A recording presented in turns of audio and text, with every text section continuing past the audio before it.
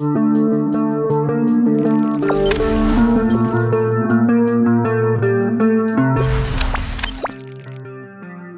padat agenda Timnas Indonesia di tahun 2022, dari SEA Games, Piala Asia hingga Piala AFF.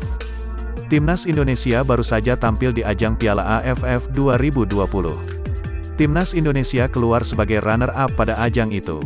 Kini, di tahun 2022, Timnas Indonesia bakal ikut berpartisipasi dalam sejumlah ajang.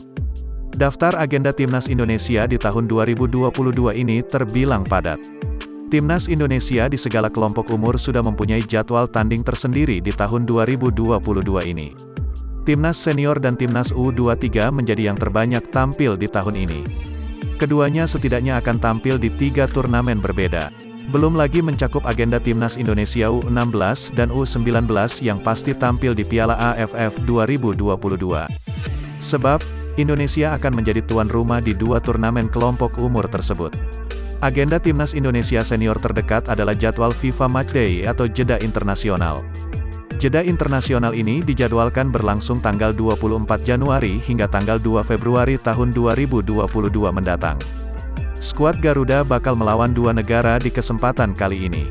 Brunei Darussalam dan Bangladesh menjadi negara yang akan menantang kekuatan Evan Dimas dan kawan-kawan. Setelah itu, giliran Timnas U23 akan beraksi.